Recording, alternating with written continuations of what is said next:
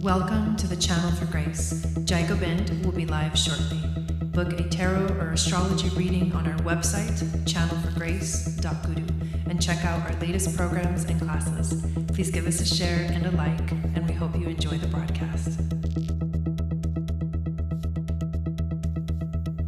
Welcome to the Channel for Grace. Gobind will be live shortly. Book a tarot or astrology reading on our website, channelforgrace.guru, and check out our latest programs and classes. Please give us a share and a like, and we hope you enjoy the broadcast. Welcome to the Channel for Grace. Gobind will be live shortly. Book a tarot or astrology reading on our website, channelforgrace.guru, and check out our latest programs and classes. Please give us a share and a like, and we hope you enjoy the broadcast.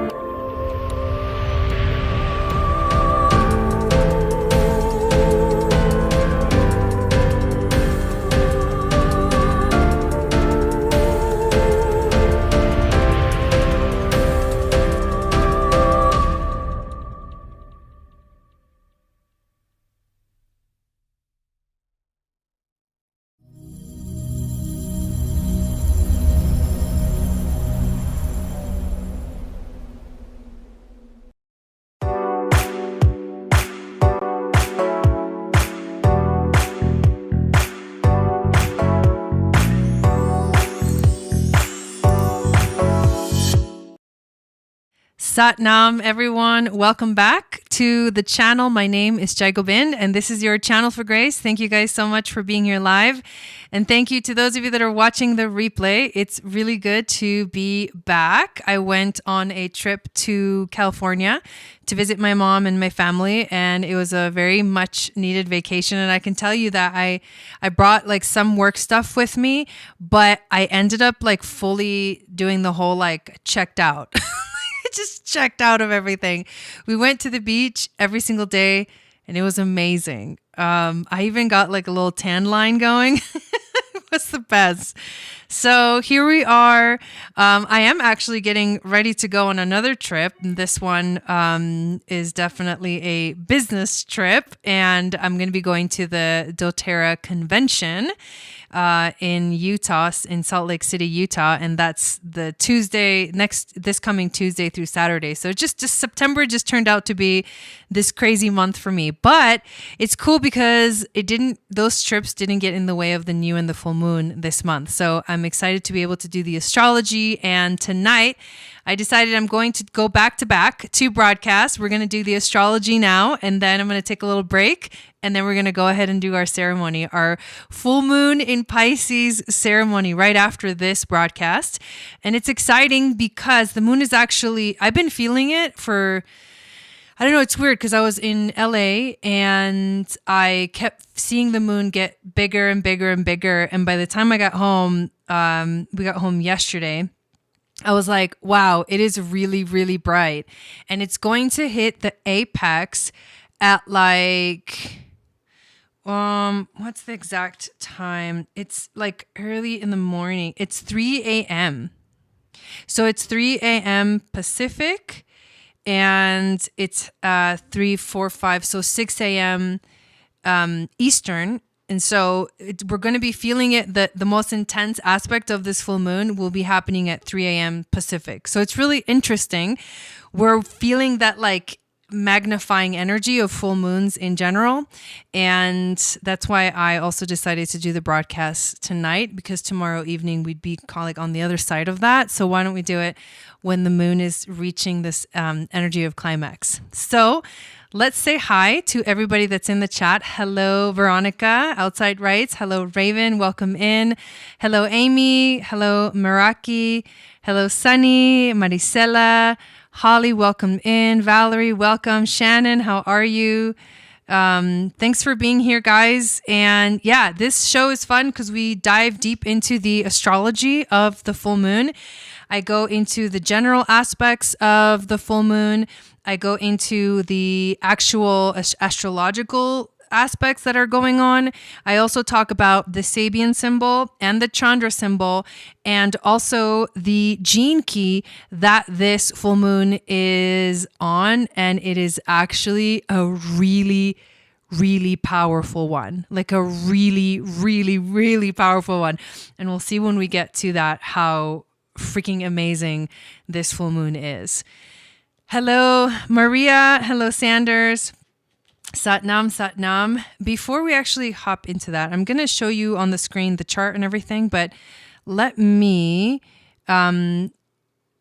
make a little announcement before we do. And the announcement that I want to make is that we are going to be doing module 7 of Aquarian Astrology, and that's going to be happening on, I believe it's September. I'm not gonna like open my mouth. I can't remember the date exactly because I haven't looked at it, but let me share my screen first and then we'll go into the details of what that astrology class will entail. And the truth is that I actually have an entire astrology course. So you guys should be able to see. Yeah. Okay. You can see it now. So basically this is my course webpage. It's courses.channelforgrace.guru. When you go there, this is the page where you get your own login and password. And so to access all of your courses, this is where you log in. And once you log in, all of the courses that you have purchased show up under your profile. So what we have here on the main page is the orange picture is the Starseed membership that I highly recommend you guys join. On the bottom, this one down here is the Aquarian Astrology modules 1 through 6. And I wanted to mention that, actually, let me just click on it real quick, because this bundle of classes is all of the modules that have happened since up to this point in the Aquarian Astrology course. So we have module 1, which is the basics. We have module 2, which is the sun. Module 3 is the moon. Module 4 is Mercury. Module 5 is Venus. And module 6 is Mars. And I'm literally going in order of the solar system. And each one of them is like jam-packed with a lot of information. So if you're like, oh, I want to take all those modules that happened before, then that's how to get access to them, because the bundle has the discount. And then if I go back here and I go into, let me know if you guys can hear me okay. If I get into Aquarian Astrology module 7, which is the one that's coming up, we are going to be diving into Jupiter, the planet Jupiter. And we'll be, yeah, that's what I thought. September 29th of 2022 at 5 p.m. Pacific, 8 p.m. Eastern. We have module 7, which is all about Jupiter. So some of the things that we are going to be talking about is Jupiter's rulership. Basically, you'll learn what zodiac sign and chakra Jupiter rules and what qualities he embodies in astrology and your natal chart. The ancient stories and mythology. You will learn some of the ancient stories and mythologies of the ruler of the gods and how he has been represented, embodied, and worshipped in ancient cultures. You're also going to learn Jupiter in the 12 signs. You'll learn about Jupiter in the 12 zodiac signs and what this means collectively and individually in your own chart. Jupiter in the 12 houses and what that means collectively and individually. Jupiter retrograde in all of the signs, and then what that means. And then Jupiter return. The Jupiter return is something that happens every time Jupiter comes back to the sign that it was in when you were born. So we're going to learn about that as well. So the class is only $44, and you can sign up for it on the link that is below in the description of this video. Or like I said, just go to my website for courses, which is courses.channelforgrace.guru.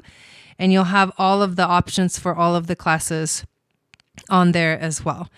And more fun announcements will be coming in October. But for now, this is what we are going to be talking about. So let us transition now right into the astrology of the moon and talk about what this full moon in Pisces means. Hello, Holly, welcome in.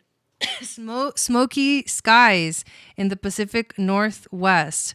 Ooh, will be big fat orange tonight, the moon. That's awesome. So what is this full moon all about? So in general, a full moon in Pisces can bring up deep emotions, deep visions, dreams, things that are hidden can come to the surface. This is a time where we can become extremely sensitive physically, emotionally, and mentally. Pisces is a wide and open, infinite well of subconscious information. It guides us to feel our expansiveness, the universe, the all, the infinite, God, Goddess, whatever you want to call it. It is about seeing ourself beyond the self. And it is something that this energy invites us into. This is all about opening ourselves to everything we have discovered this Virgo season so far, because it is the culmination of the lunar cycle of this season, which began with the new moon in Virgo, which happened very early on in the early degrees of Virgo when the sun had just entered, literally exactly 2 weeks ago, right? But now we're exactly at the halfway point, just 2 degrees after that halfway point of Virgo energy. And so it's the culmination. It's like the fruit of what has been kind of brewing since like 2 weeks ago. This is also according to the ancient Atlantean philosophy connected to the chakra above the head, which is called hum, which is actually, it means inhalation or to inhale. It's about vibration. It's connected to vibration, the law of not the law of vibration, but vibration in general, spirit, and the circulatory system. So it is about receiving all of the information and understanding our flow within it. And that's a lot, right? Like receiving all the information, like a whoa, that can definitely be something way overwhelming. But it is also about connecting us to the grace of the universe. And we'll see that. I mean, I titled this video Grace Under Pressure, right? Everything coming at you, but the grace takes over. The grace shows up in a very powerful way, especially with this 22nd gene key, which is the one we're going to be talking about today. So what are some of the aspects that are happening with this moon? We've got the sun down here at 17 degrees and the moon up here at 17 degrees. And you can tell that the moon is actually basically conjunct Juno, who is known as the asteroid of marriage and commitment. And when I look at astrology charts and I look at Juno placements, that's where you find soulmates. Like that's where, if someone's connected to your Juno in some way, in a sense, and even squares, they might be more karmic connections, but definitely soulmate connections. This is the, sorry, I'm waiting for my internet to charge back up. For some reason, it's having issues. Okay, I think I'm back. But basically, Juno gives you the power to understand things at a soul level. These are like the soulmate type of relationships that you find in your chart, Juno. Obviously, the moon in Pisces has that very emotional, all over, infinite, expansive energy. Let me know if you guys can hear me okay, because my internet's kind of coming in and out. And then Neptune. Okay, so that's the interesting thing about it, is that Neptune being right here close to the moon, Neptune is the ruler of Pisces, and Neptune is in Pisces. So Neptune's going to magnify. The ruler of this full moon is Neptune because of the energy of Pisces. Yes, Mercury retrograde, exactly. But also it's conjunct this full moon. So it's a very powerful, intuitive energy. Very powerful, intuitive energy, frequency, all of that stuff. Yeah, my internet's going in and out. So yeah, let me know if you guys can hear me. Okay, so that's the biggest thing that's happening here that we need to pay attention to when it comes to this. It's very intensely Pisces. It's very intensely like out there. It's very intensely like intuitive. It's also very intensely the what we call the shadow of Pisces. It's illusion. Like you're either living in an illusion or you're in the truth, but this is a deep connection to the spiritual, the divine frequencies, God, goddess, dreams, but also nightmares, right? The divine, but also like psychosis. So it's interesting that all of that is found within Pisces, and it makes sense because it's such a out there type of out there meaning like just floating in the abyss kind of energy. It literally feels like you're just floating. It's making a almost exact sextile to Uranus, which is also very close to the North Node. And when the North Node is involved, and this is a sextile, a positive aspect, and to Uranus as well, it means sort of a revolutionary, something new, a change, a shift that can feel very much like it comes out of nowhere, but it's focused towards the future. It's a change that takes us towards the future. The moon is also, if it's making a sextile to the North Node, it's going to be making a trine to the South Node. And those are always opposing.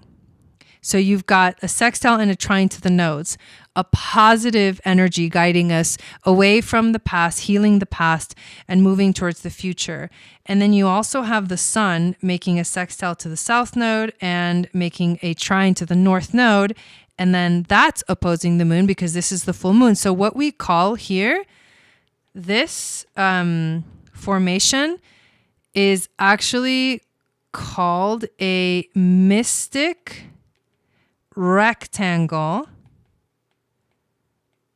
in astrology.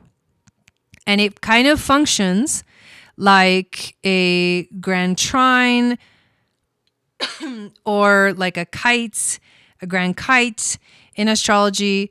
Mystic rectangle brings in this beautiful frequency, harmonious energies that interconnect all of the things that it touches and brings in this like beautiful theme. So North Node, South Node, letting go of the past, moving into the future. Moon, Neptune, Juno, and then the sun. This full moon energy, very magnified energy. So all of these things are getting magnified because we have this full moon that is just becoming, it's reaching its powerful apex point. So let's look at some of the symbols of this moon to see where, how much deeper down the rabbit hole this actual moon goes. Because when we get to the symbols, you'll see why this moon is so significant. So the first symbol that we look at is the Sabian symbol. And the Sabian symbol, all of these symbols, everything that I go over from this point on, gives us information in a more like it says symbolic way, but it helps us to understand things from, you could say, the more sacred divine feminine aspect, the more yin aspect, the more imaginary aspect, mythological aspect. It's more of right brain and less left brain understanding, which I love bringing both of them together. So 17 degrees of Pisces, a huge tent is being raised up and staked down for an upcoming political rally. That's interesting. This is about getting across an important political or artistic message by effectively packaging it. This is about telling allegorical stories as a way of clarifying the situation, using people's reactions as a way of getting the wrinkles out of one's presentation, collecting one's facts versus relying on inflated claims that can be easily punctured, honest self-representation versus false packaging, using galvanizing oratory to build a movement, getting people to stand up for their rights, behind the scenes preparations. This is the hidden agendas or hidden centers of power. That one's a little crazy. Behind the scenes preparation. I feel like there's a lot going on behind the scenes in the world right now, in the world forum.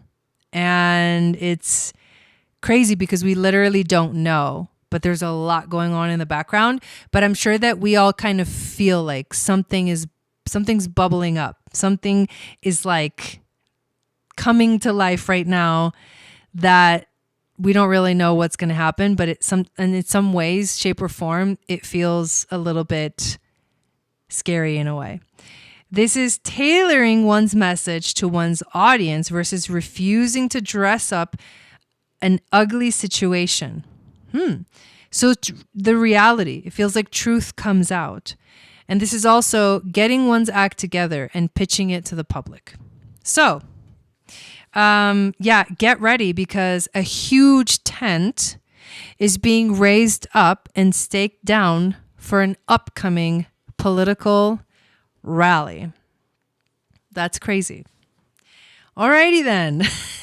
Yeah, right? Exactly. Okay, so let us look at the Chandra symbol of 17 degrees of Pisces. This is really an interesting one.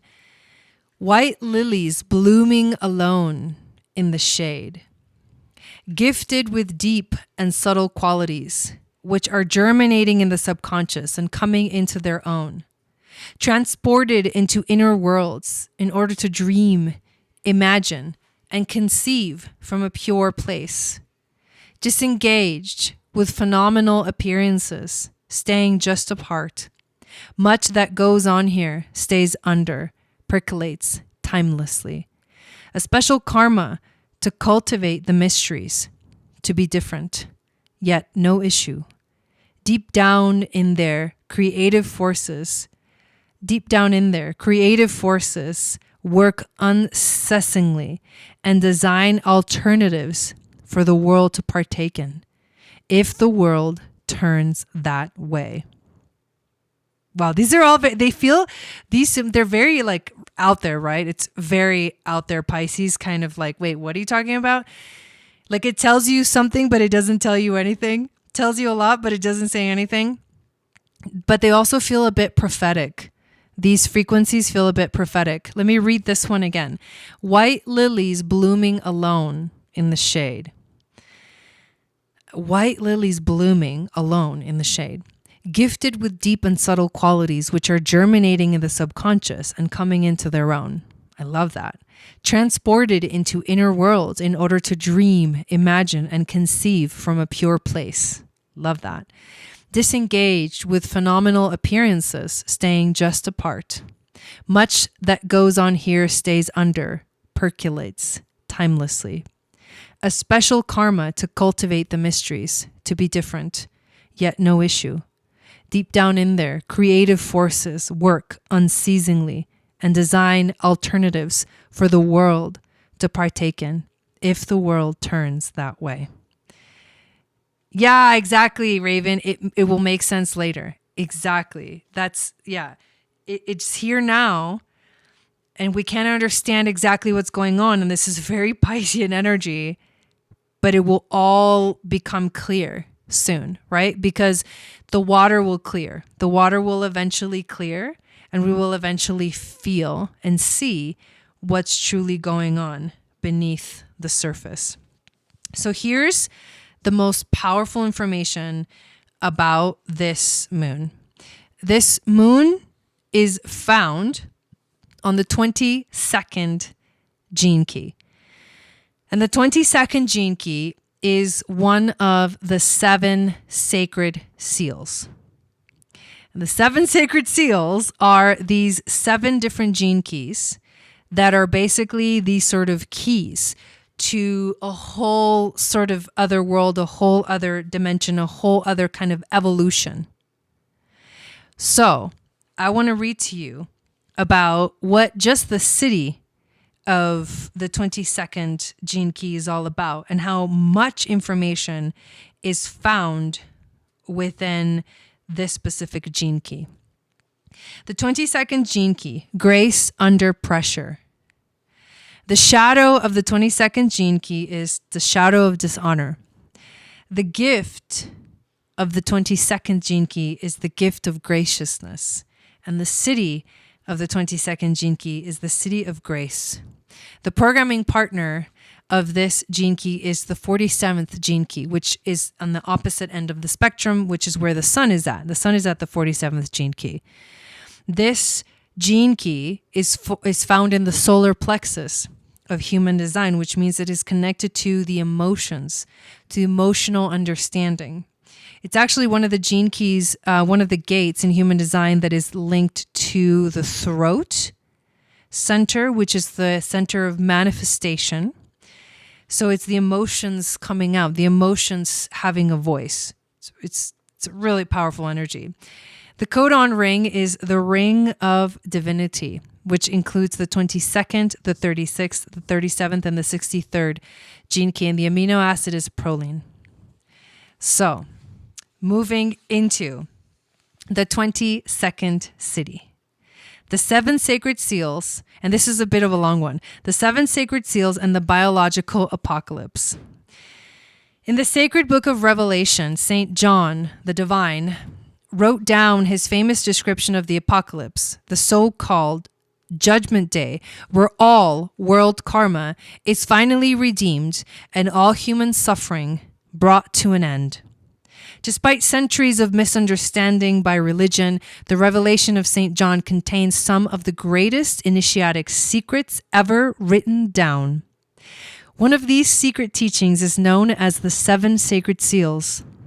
In allegorical form, St. John describes the sequential process of the opening of each of the 7 seals by an angel and the subsequent unfolding of the 7 stages of the apocalypse itself. You think it's coincidence that the queen passed as the moon, this full moon, reaches the 22nd? No. It is not until the final 7th seal is opened that evil is conquered and humanity ascends to its higher plane. Well, guess what the 7th sacred seal is? It is the 22nd gene key. When we decipher this allegory, we can see that each of the 7 seals and its accompanying angel represents an agent of grace, an involving spiritual force or city descending from the higher vehicles and directly affecting human DNA.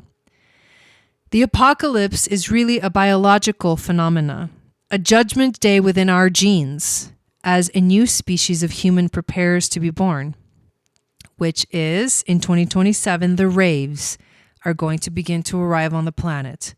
Children born as a specific type of human design, which are going to be known as the raves, a whole new human design type, begins arriving in 2027, in case you didn't know that. Within the matrix of the 64 gene keys, there are 6 gene keys that directly reflect this involving power of grace. The 7th being the 27th city of grace itself. The 7 sacred seals and their respective cities. The first seal, divine will, the 40th city.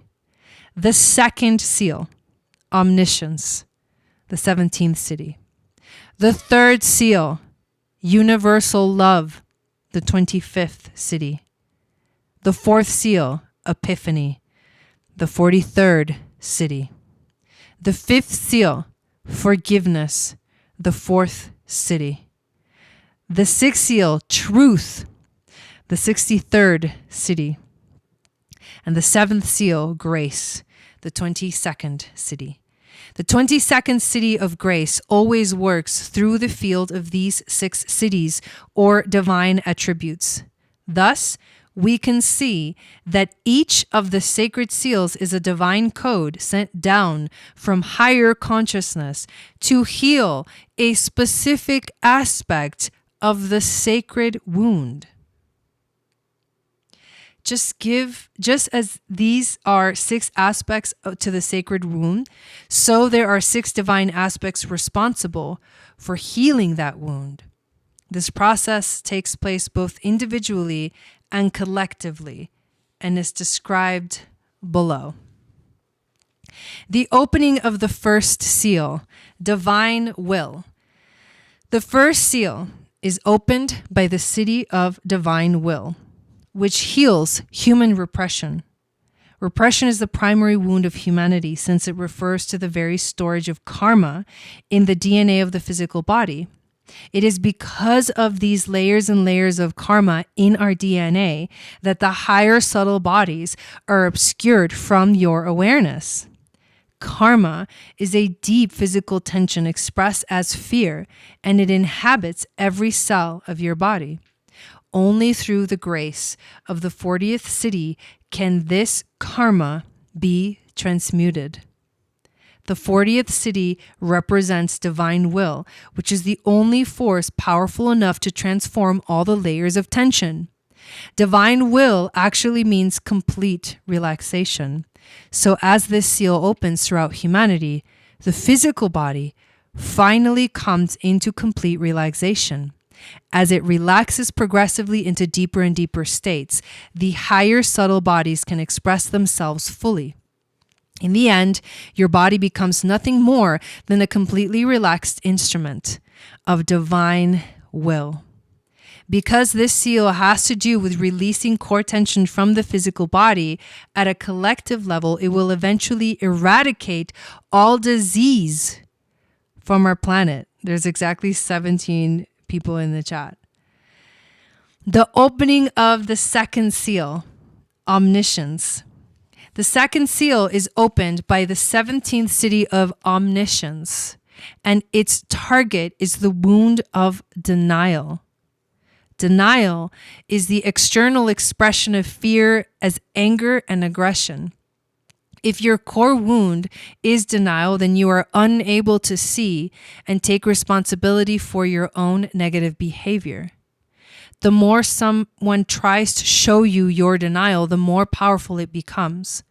Throughout humanity, this wound expresses itself through fundamentalism, violence, and sexuality. Do we have any moderators in the chat? The only force that can break denial is omniscience, which is what occurs when, even if only for a split second, your vision is opened and your higher bodies literally look down in your mental and astral bodies. This notion of being seen through comes as a deep shock to the recipient, who usually experiences a complete and permanent rebirth after the event. Once you can see your own denial, it is no longer denial. It is through the opening of the sacred 2nd seal that certain people experience sudden conversions or higher callings. At the collective level, this seal will bring great healing to human sexuality and will eventually extinguish violence. The opening of the 3rd seal, universal love. The 3rd seal is opened through the 25th city of universal love. Thank you, Shannon. This is one of the most pervasive forms of divine grace. And as it reaches down into human beings, it triggers a huge wave of release that can spread from person to person like a positive virus. This seal heals the human wound of shame. Shame is brought about by a profound feeling of worthlessness. It is out of this feeling of deep shame that the world of hierarchy and competitiveness has come about. As the city of universal love descends into humanity, our urge to escape our own shame through selfishness and greed gives way to feelings of great joy and self-love. It is this self-love that leads to altruism and philanthropy rather than competition. Shame is obsessed with hiding, but universal love shows you that no matter where you hide, love is still there. It is through the opening of this third seal that you finally begin to enjoy life for what it is, rather than always chasing some ideal future. As humanity experiences this opening, it will lead to a complete breakthrough in the way we use money and a final ending to human greed. These are huge themes, you guys. The opening of the fourth seal, Epiphany. The fourth seal is opened by the 43rd city of Epiphany, symbolized by the descent of the dove of peace. Epiphany heals the wound of rejection, the wound that keeps human beings from opening their hearts fully to one another. Epiphany is actually a shattering experience in which the higher three bodies, symbolized by the gifts of the Magi of the Christian Epiphany, explode through into the lower bodies, opening the heart from the inside. As this seal is opened, the many barriers that humans have erected will begin to fall away.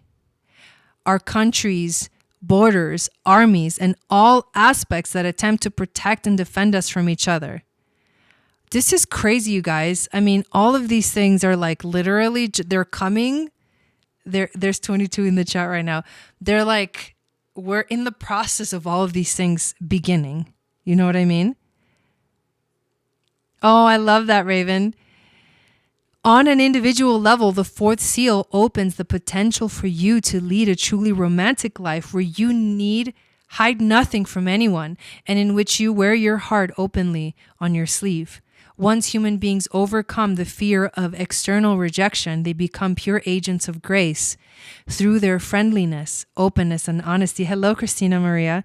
On a collective level, this seal opens the heart center in humanity and manifests as kindness. This city will bring an end to world poverty. The opening of the fifth seal, forgiveness. The fifth seal is opened through the fourth city of forgiveness. As one of the great involving cities of grace, forgiveness has a special purpose to work its way backwards into the collective DNA of humanity, releasing the many karmic blocks that plague the various gene pools. The fifth seal is specifically targeted to heal the patterns of unconscious guilt upon which karma is built.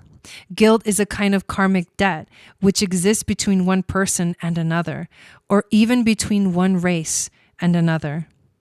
As the power of forgiveness works its way into the human genome, so many ancestral curses will finally be lifted. Whoa. This seal in particular has the capacity to create world peace. As individuals and whole nations forgive others the debts they are owed. The grace that comes with forgiveness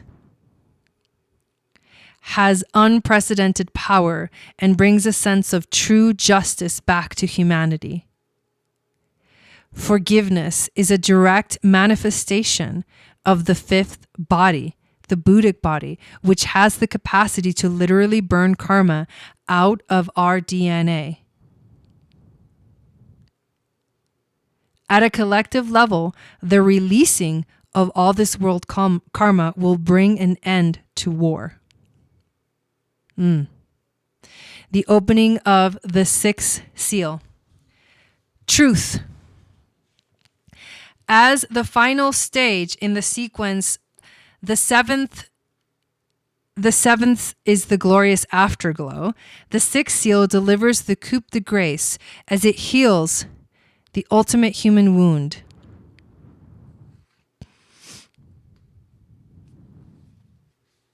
Yeah, there's a lot of information. Okay, so yeah, my internet's going in and out. I'm like waiting to talk until it comes back. It is a lot of information. That's why I'm literally only reading parts of this chapter. It's crazy. As the final stage, okay, the sixth seal delivers the coup de grace as it heals the ultimate human wound, that of separation. We're almost there. Because to most of us, the higher realities of our true nature are obscured. We have essentially been separated from the divine for most of our lives. Because we feel this separation so keenly, we constantly seek fulfillment in the outer world. Ironically, it is this very seeking that keeps us from experiencing our true nature, which is to be found deep within our own suffering. The opening of the sixth seal is made possible through the 63rd city of truth. Truth is something you become one with rather than something you find out there. Through the opening of this seal, every individual will come to know their true nature as an aspect of one vast consciousness. Absolute truth is a collective phenomenon that will one day be fully embodied, as the whole of humanity spontaneously recognizes itself as a single divine organism. Only then, I like that, at that marvelous moment, will all human seeking and striving come to an end. So it is that the 63rd city, through its direct realization and expansive embodiment, will bring a crushing end to the greatest of human curses, indifference. All right, the opening of the seventh seal. Here we go. Grace. In the book of Revelations, the opening of the seven seals is surrounded by layer upon layer of rich apocalyptic imagery. Unless you are well versed in alchemical symbolism, it will be very difficult for you to penetrate the true meaning of this wonderful prophetic transmission. There is, moreover, a demarcation between the opening of the first six seals and the opening of the seventh seal. The seventh seal involves 7 angels and 7 trumpets, which sound the final judgment of humanity. The seventh seal is the spirit of grace itself, represented by the 22nd city. And grace represents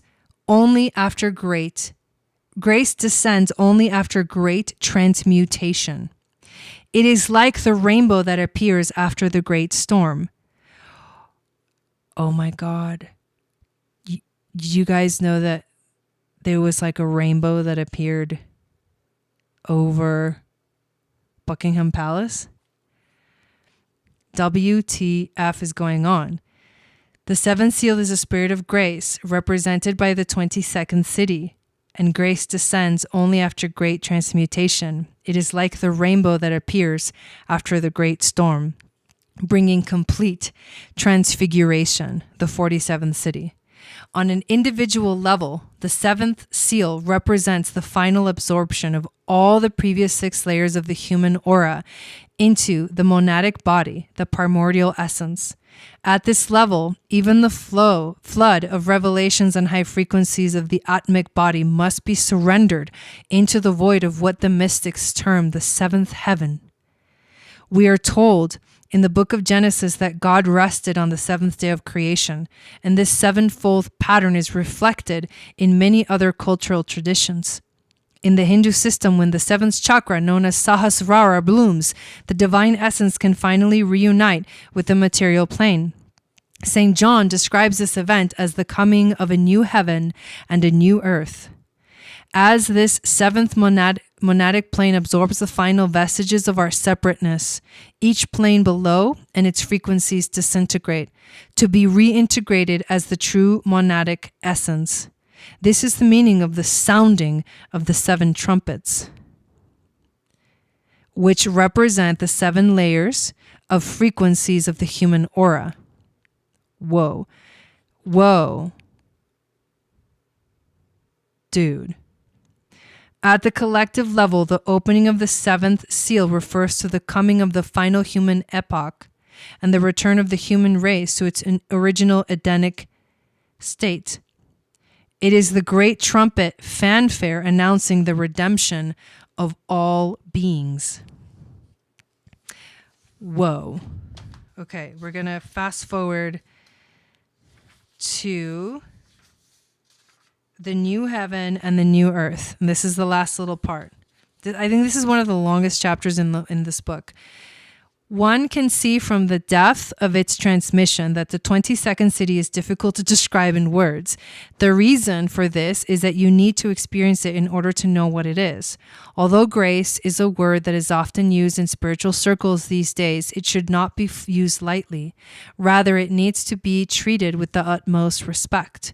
We have learned that grace has to be earned through graciousness. This is the great message of the 22nd gene key.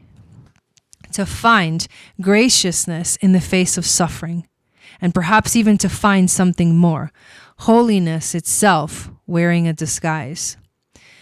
If the 22nd gene key happens to be an aspect of your hologenetic profile, then the theme of grace will be very strong in your life. And you must not turn your face away from the pain life offers you. We are all here to be tested over and over until we know that our faith in nature herself can never again be lost. Grace is the presence that descends on humanity. And like all the cities, it requires that we meet it halfway. Which for us humans may seem a very long way. This is, after all, a perfected state in which everything about you and your life will be changed permanently. Oof. When true grace descends, it wipes out all of your past karma in a flash. It also wipes out the karma of all of your ancestors and their ancestors. Grace softens your rough edges, puts a permanent end to your fear, and leaves you in no doubt whatsoever about your divinity. It also ensures that you never again forget. It is impossible to measure in words the sheer number of blessings that grace bestows when it alights on us. One who has been touched by grace is always touched by grace. If it happened to you 1 millennia ago in another universe or in another incarnation, it will never leave you. It will go on bathing you again and again. To be in the presence of someone manifesting this city is to be entranced by the aura of love that surrounds them. It is something you can never forget, and it will stir your own soul to seek it until you find it. Grace is the very breath of the divine.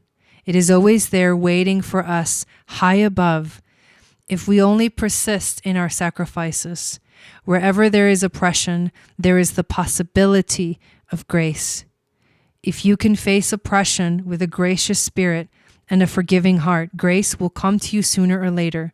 Grace is a feminine spirit, and she cannot resist giving herself to those who smile in the face of adversity. As we saw with the 22nd shadow, there is nowhere you can hide in this universe. Everything is heard and recorded. Neither can you hide from grace. Grace is your true nature. It is your inheritance. It is the soul of the world. It is also a state that is beyond the laws of our world. If grace touches you, you no longer create karma.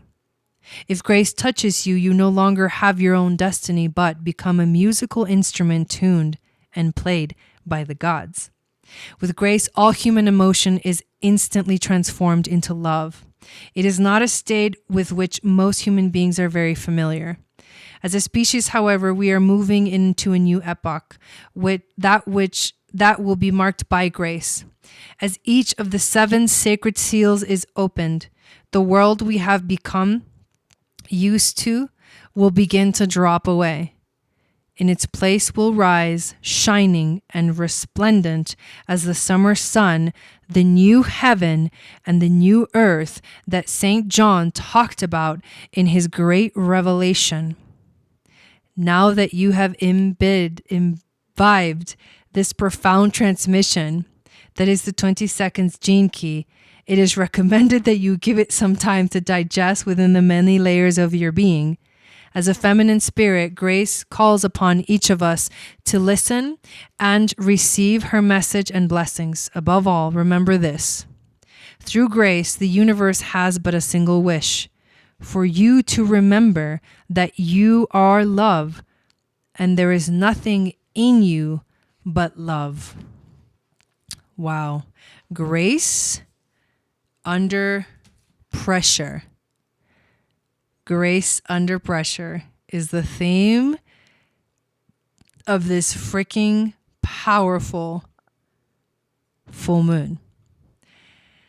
So, this energy, you know, these white lilies that are blooming alone in the shade, this magic that is awakening with this full moon energy. This full moon is activating this energy conjunct Neptune and Juno, saying soulmate, commitment, marriage, intuition, the divine, grace itself is showing up in your life in a specific area. So where are you being asked to have grace under pressure? Let's go through each of the signs real quick. For Aries, Sun, Moon, Venus, and Rising, the grace under pressure is asking this of you in your 12th house. So the pressure, you're being pressured in your 12th house of spirituality, of divinity, of understanding the divine. And you're being asked to have grace under this pressure, this spiritual pressure to discover your higher truth, to connect to your higher self, your spirit guides, angels, teachers. That's the pressure that you're feeling. It's the pressure of spirituality and the divine in your life. For Taurus, Sun, Moon, Venus, and Rising, you're feeling the pressure of the 11th house. The pressure of the 11th house is the pressure to connect with others, the pressure to network with others, the pressure to share your gifts with the world, the pressure to expand yourself. So as you feel that pressure, you're also being asked to have grace as you move through this kind of moment where the world, the energy, the astrology is asking you to share yourself. So maybe you're feeling a resistance to sharing yourself. Maybe you're feeling like there is no resistance at all, and that's beautiful. But there is the invitation of having grace under the pressure of sharing your gifts with the world. For Gemini, Sun, Moon, Venus, and Rising, the pressure is 10th house pressure. This is the pressure of career, the pressure of life purpose, the pressures of your destiny. This is the crown chakra. That is, it's the pressure to understand, to make sense of things. And in the 10th house is to have the grace. What's being asked of you is to have the grace to actually succeed, even though you feel this pressure of like being on your path. Have the grace under pressure, under the pressure of living your destiny. Cancer, Sun, Moon, Venus, and Rising. This is the 9th house. The pressure to expand. You're being pressured to expand, to grow in ways that obviously are going to feel uncomfortable because they're just not growth never feels comfortable. It's like a mutation. Something has to die for something else to be born. So you're feeling the pressure of expansion. And the universe is asking you to have grace under this pressure. Leo, Sun, Moon, Venus, and Rising. This is the 8th house. The pressure to change, the pressure to transform, the pressure to mutate, the pressure to let go, the pressure to surrender. You're being pressured to surrender, and you're being asked to have grace through this pressure, meaning surrender and let go. You're welcome. Virgo, Sun, Moon, Venus, and Rising. This is the 7th house. The pressure to be with others, the pressure to work with others, the pressure of relationships, the pressure of relationship. And you're being asked to have grace under pressure for anything that's coming up for you in this world of relationship. Have grace under that pressure. Libra, Sun, Moon, Venus, and Rising, the 6th house, the pressure to be present. It's the pressure to be in the moment. It's the pressure to not be in the past and not be in the future, but really surrender to being in the moment. And as you surrender to the pressure of being here in the moment, you feel that pressure. The universe is asking you to have grace under the pressure to be present. Scorpio, Sun, Moon, Venus, and rising. This is the 5th house, which is the house of creativity. So the pressure to create, the pressure to kind of manifest in a way, the pressure to bring to life, to birth, the pressure to birth to life. And as you feel this pressure, the universe is asking you to have grace under this pressure.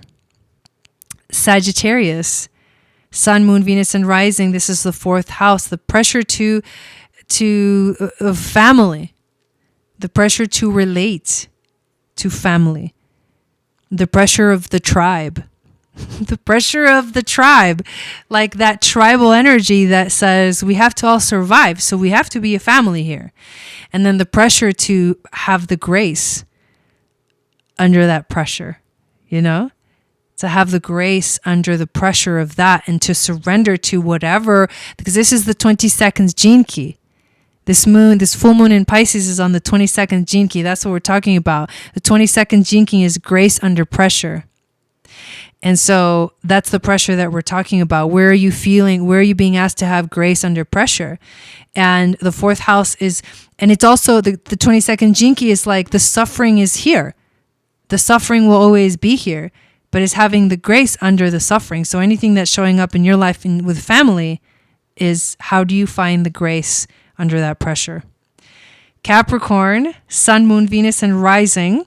You have a 3rd house. So the pressure to speak your truth, the pressure to share your voice, the pressure to say what you want to say, the pressure to communicate. How can you hold the grace under this pressure to communicate? Aquarius, Sun, Moon, Venus, and rising, the 2nd house. The pressure to manifest also. The pressure to create in a way that is really connected to this 3rd dimension. It's actually the material world. The pressure to manifest things into the material world. It's a different kind of manifesting than the 5th house. It's the manifestation of abundance, the pressure to create abundance in your life. And so if you surrender to this pressure, that's what it means. Surrender to the pressure to be. And as you are, you naturally manifest. I guess for all of us, it's kind of like to not try to like do things in a way that feels forced. The grace under pressure is about surrendering to something. And so surrendering to your natural ability to manifest and bring abundance into your life. And last but not least, we've got Pisces, Sun, Moon, Venus, and rising. This is the 1st house. So the pressure to be yourself, the pressure of your own identity, the pressure of like shining your own light, the pressure of doing, the pressure of the body, the pressure of your body. Like how's your body pressuring you? How are you pressuring your identity, your sense of self? It pressures you to be someone, to identify, the pressure to know who you are. So having the grace under this pressure to know who you are and surrendering to whatever that is, whatever the answer to that is, that's the surrender to the pressure. So there you go. That is quite a lot. It's quite a lot because this gene key is just insane. And this gate in human design, let's pull up a little bit of information about human design. Give me 1 second. Let me get my binder.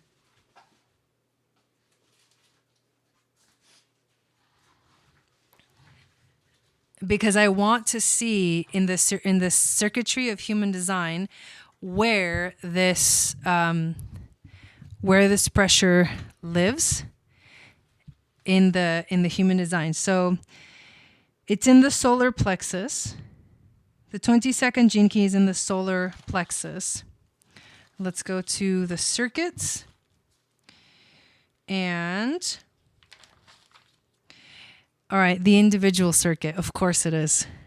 The knowing circuit, about empowerment, people who are agents of evolution, an example of uniqueness, demanding an audience, being creative, having an unpredictable life, the very source of creativity.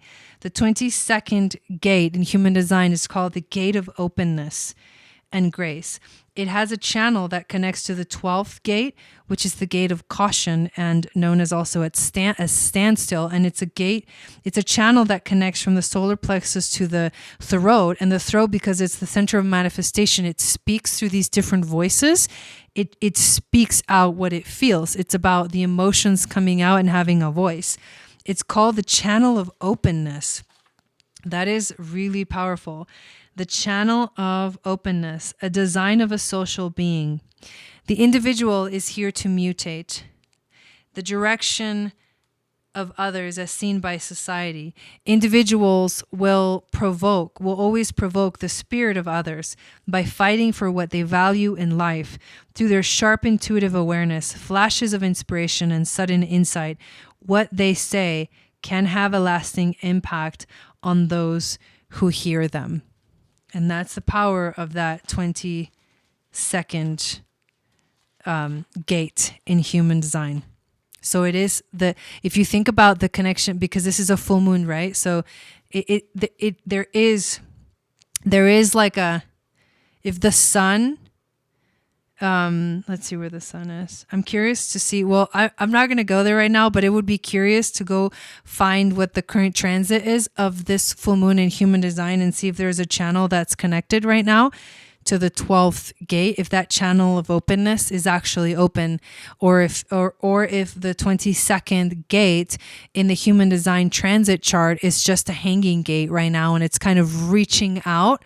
If it's a hanging gate, it's going to be reaching out for the completion of its energy. But if the channel is connected, then the channel of openness means that it's like activated right now. Either way, this full moon is like, in a sense, like reaching out towards grace. It's so beautiful and so powerful, and it is about how we feel, because it is one of the gates found in the solar plexus, which is all about the emotions and feeling our emotions. Do you have that gate? If you see, this is interesting. If you have this gate in your gene keys, then it's very likely that you have it activated in your human design chart, depending on where it is. But that would be another interesting thing to look at, is to see if you have that 22nd gene key activated in your human design. So it's highlighting that solar plexus area, highlighting the emotions, and maybe throwing you on an emotional wave. If you're an emotional being in human design, you might be going through an emotional wave right now because of this energy. That's really important to recognize too. Yeah, right? Exactly, Shannon. All right, so I want to thank you all so much for being here. Hello, Jeanette. Welcome in. And thank you all that are watching this replay. And what we're going to do now, to everybody that's here live, is I'm going to take a little break, and then I'm going to come back, and we're going to do the full moon ceremony, where we get to do the astrological reading, or we get to do the tarot reading, and then also play some music and kind of be in the kind of like swirl within this beautiful energy of grace under pressure. So thank you all so much for being here. Check out the links below. Join us for Module 7, Aquarian Astrology Module 7, to learn all about Jupiter in astrology. That's happening on September 29th. All the details are below. I talked about that in the beginning. And join us for our STARSEED membership. We have a live event tomorrow, a group support meeting on Zoom. So I hope to see you guys there that are in the membership. And I will see you in a little bit. Sat Nam, everyone.